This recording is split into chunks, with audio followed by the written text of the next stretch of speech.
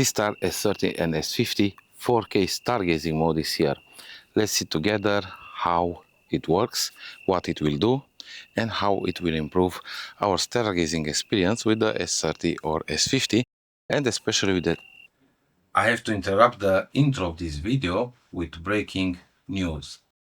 Even if I was so excited to test the new 4K stargazing mode with the Seestar S30 smart telescope, the new 4K feature does not work as well as I expected, and from here we have the question: does the new 4K stargazing mode was the hype, or something went wrong and ZWO made some mistakes when finishing this new feature for the Seestar telescopes? Should we use it or we should avoid it? You'll find out in this video. Let's see together what's going on. But first, let's talk a little bit about how Seestar S30 and S50 are able to give us 4K resolution images by using a 2 megapixels sensor. And I think the answer is in drizzling. This is a technique that basically it makes the pixels smaller and rearrange them on a final grid. Doing so, it will give us a better resolution and allow us to see more details and better looking stars on the final images. The problem is also the signal to noise ratio will be affected having smaller pixels, and instead of 2.9 microns we'll have 1.45 microns, so 2 times smaller the pixels but 4 times higher resolution. What do you think about those two images captured directly from the Seestar S30? A and B. One is captured with the default mode, 10 minutes integration, and one is 43 minutes integration with the 4K mode. So you're probably guessing now, after you heard me talking, that I was not happy with the results, that actually A is 10 minutes integration with the normal mode captured in 1080p. And B is the drizzle image 4K 43 minutes integration time. And just looking at them side by side, it looks to me that A does look better, even if it's just 10 minutes. It does have better signal, less noise. And let's see if it's better to use this new 4K mode for stargazing or not. And for this reason, I'll show you side by side, because when I checked the phone separately, I couldn't really see a big difference. It was a time between the two live stacks, and now we'll be able to tell better if the views will be better or not.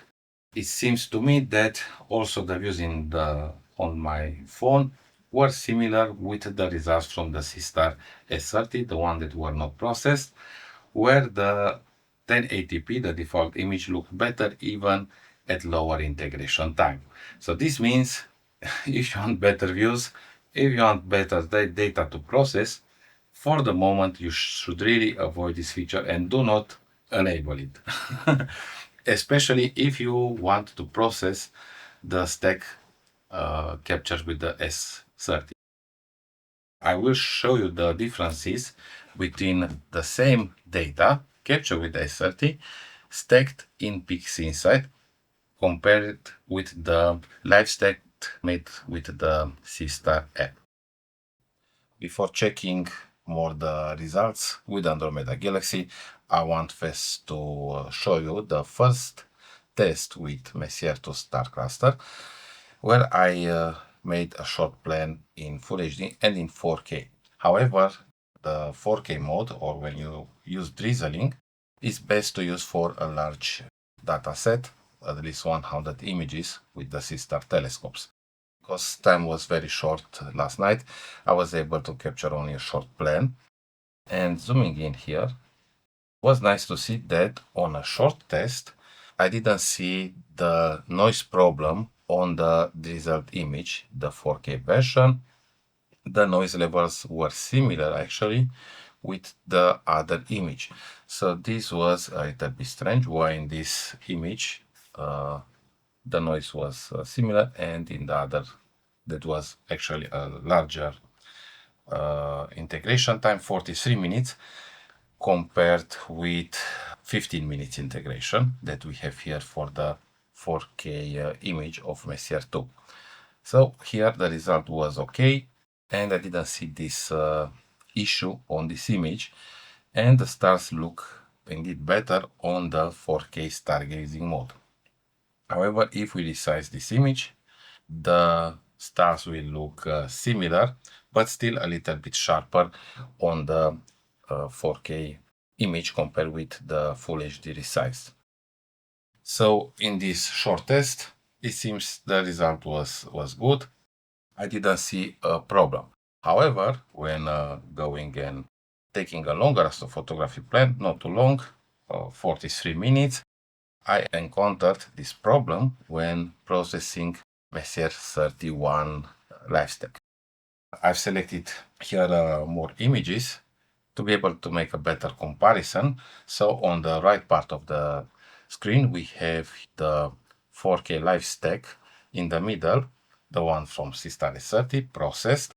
And here on the other two images on the right is the Full HD stack processed, and another copy of the Full HD processed but resized in Photoshop.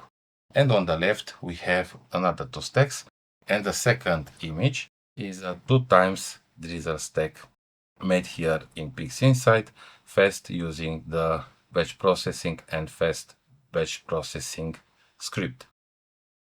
Zooming in and checking the stars, definitely the stars look better on the drizzled image. So if drizzled used properly, it will give better results. Looking on the image quality, here, not a big difference. The signal is still better on the one that is not drizzled, however, the stars look good. From here, my conclusion is if you want to drizzle, make sure you get a good result. Use a good software like PixInsight, or you can try Siri or any other, but check the results and see if the results are good or not. Now let's check the resized image. I've changed the first one with the resized version, and here we cannot see so much difference. Zooming in, still the stars seem to be look better and rounder on the image that we use 2x drizzle. I do have, compared with the one that is not drizzled, I do have a little bit sharper the stars, a little bit less trails, and a little bit more details in some regions. So we can see all the other images. This is the 1080p. Here we have the 1080p from the Seestar S30, and here on the left, the first two is 1080p and drizzled in PixInsight. All the other images are looking much better than the 4K stargazing live stack saved by Seestar S30. So if we check here Messier 110, look how much noise we have in the Seestar live stack. In the third image, when we use the 4K mode, on the other two that we use the 1080p, they look much better. And now on the PixInsight live stacks, we have 1080p versus 4K, 4K being the second image. And indeed here, I would say the results are, they look better with the 4K, and we have also less color noise. Using the 4K video mode, you'll have even more noise, as we can see here. So what do you think? Please let me know in the comments below. Will you use this feature? Will you wait until ZW will make this feature better? After seeing this test, I was surprised to see that a new feature like the new 4K stargazing mode, instead of giving us better results and better experience, it did give me worse results, and the live stacks were very, very noisy and bad quality. Does it worth drizzling the images, especially with the Seestar S30, if you are imaging galaxies, small star clusters, or other smaller deep sky objects? Yes, I think it does, especially if you go for a longer plan, but drizzle in software like PixInsight or other software that will give you good results. I've noticed also that stacking itself, the live stacking of the Seestar, is not as good as in PixInsight, and if you process those images, the results will not be as good. And if you go further and refer to the 4K stargazing mode live stack, that is even worse. So if you ask me if I will use this feature, my answer is definitely no. I will not use it because I didn't see any benefit. I didn't got better images. If I want to drizzle the images and get better looking stars, I will just do it on the computer. Definitely improvements are needed for this feature to give you better results. So my recommendation is to wait until they will make it better if you want to use it. And I hope they will give this option when you use the 4K mode to save it twice, also in 1080p and in 4K. And after you can use what image you want to share on social media if you don't process them in other software as I did here in PixInsight. And the last improvement they can make is to improve the live stacking in general. If you use the 4K or the standard 1080p, doesn't matter, to give better results, similar with PixInsight. So currently, if you want to get the best results, I think stacking separately the images in software like PixInsight is the solution. By the way, affiliate links are available in the video description with these two telescopes. Don't forget to hit the like button, subscribe, join the channel if you want to support it more, and get access also to my astrophotography data. I want to give big thanks to all the channel members that already joined and supporting the channel. It means a lot, and hope to see you soon in more astrophotography tutorials and reviews.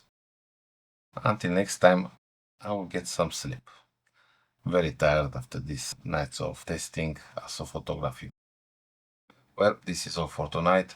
Good night and sweet dreams.